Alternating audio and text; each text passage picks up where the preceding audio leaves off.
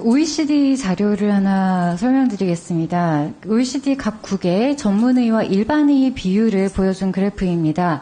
자료상으로는 우리나라의 전문의 비율은 대단히 높은 편이고 일반의사의 비중은 다소 낮은 것으로 보입니다. 앞으로 노인 인구 증가나 지역의료의 중요성 그리고 포괄의료 등의 중요성을 고려할 때 우리나라에서도 1차 의료를 더욱 육성할 필요가 있어 보입니다. 어떻게 생각하십니까? 네. 차관님? 예, 고령화가 되면 통합적이고 그 예방적 건강관리가 중요해서 그런 거를 담당할 수 있는 의료가 좀 필요하다고 생각합니다. 네, 맞습니다. 그리고 보통 전 세계 의과대학의 기본 목적은 전반적인 의료를 잘 볼 수 있는 의사를 양성하는 것이 1차 목표입니다. 그런데 그렇다면 지금 우리나라 현실을 고려할 때 전공의 개인에게 세부분과 수련의 의무가 개인의 선택을 제한할 만큼의 중요성을 가진 사회적 의무사항이라고 볼 수는 없는 상황이라고 판단됩니다. 맞습니까? 예. 그렇다면 현재 보건복지부가 전공의 개인에게 전문분과 수련을 포기하겠다는 자기결정권을 금지하는 근거는 무엇입니까? 지금 사직 형식이나 복귀 현황 그리고 연대 형태가 부재한 점 등을 보면 현재까지의 전공의들은 모두 개인의 의사로서 행동을 하고 있는 것으로 보이는데요. 그렇기 때문에 아마 협상도 더 난항을 겪고 있는 것이 아닌가 합니다만 이 상황에서 개인의 자기결정권 그리고 직업 선택의 자유를 국가가 침해할 수 있는 근거를 제시해 주시기 바랍니다. 참고로 현재 우리나라에서 전공의 이름으로 입원 중인 환자는 존재하지 않습니다. 전공의 개인이 책임을 지게끔 되어 있는 환자는 없고 주치의는 모두 교수입니다. 답변할까요? 예, 그 전공의들에 대한 아마 그 각종 명령 내린 거에 대한 질문이신 것 같은데요.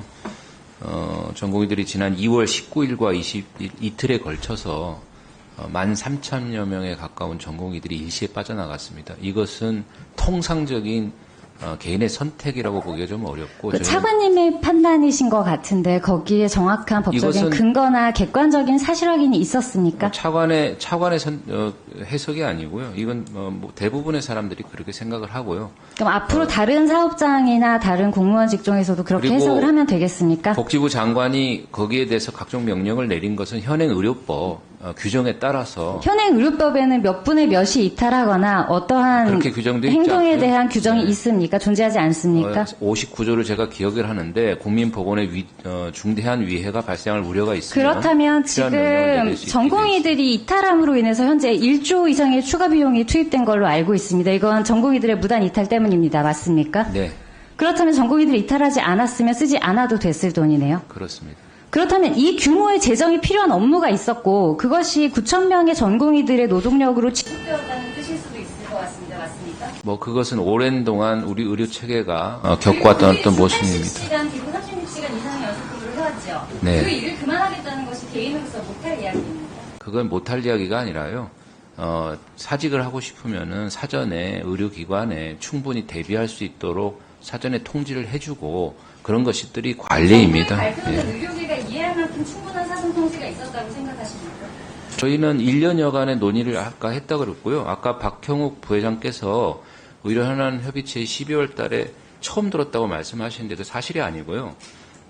총 28회 중에 7차례에 걸쳐서 의대 정원에 대한 논의가 있었습니다. 박형욱 부원장님을 두 분 다 자료를 제출해 주시기 바랍니다. 예, 자료 제출해 드리겠습니다. 예. 예, 서울 강서각 강선호입니다. 아까 그 질의하던 건보재정 질의하기 전에요. 박민수 차관님? 네. 의대 정원 증원에 필요한 그 국비 예산, 조규용 장관께서는 전부 다 교육부로 다 공을 넘기셨어요. 근데 관련 저희 의원실 보도에 대해서 어떻게 말씀하셨었냐면 지금 재정 당국과 함께 면밀히 검토하고 있다고 차관께서 말씀하셨거든요. 예. 아까 사실이 아니라고 하시면서. 네. 그러면 지금 재정 당국하고 면밀히 검토하고 있는 주체가 어디입니까? 교육부입니다. 그러면은 지금 심지어 복지부도 아니고 교육부가 면밀히 검토하고 있는데 이거를 근거로 사실이 아니라고 아까 하신 거예요? 제가 그래서 적절한 표현이 아니었던 것 같다라고 다시 수정을 했고요. 자, 장관님 슬라이드 봐주세요. 아까 그 슬라이드 계속 볼게요. 현재 1조 원에 육박합니다. 그러니까 2월에 예상했던 것보다 20배 이상 투입이 된 거죠.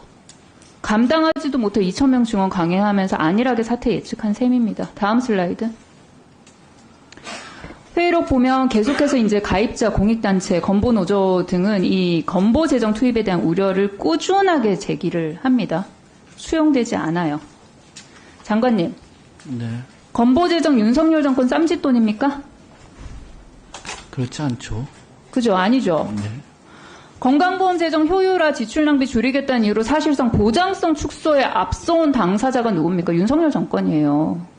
근데 자신들 무능으로 지금 의정 갈등 심화되자 건보 재정 펑펑 투입하면서 국민에게 부담 지운 것 아니에요. 의사 집단 행동이 사회적 재난입니까? 이게 코로나19 같은 전염병이에요? 아니잖아요. 결국 정부가 총선 전에 무리한 의대 정원 확대라는 인기 영합적 정책 추진하려다 실패했고 그 지금 뒷수습하려니까 건보 재정 낭비하는 거 아니에요. 윤석열 대통령이 전임 정부 향해서 뭐라고 했어요? 인기 영합적 포퓰리즘 정책은 재정을 파탄시켜 건강보험 제도의 근간을 해치고 결국 국민에게 커다란 희생을 강요하게 되어 있습니다. 이거 네 글자로 요약하면 내로남불이에요.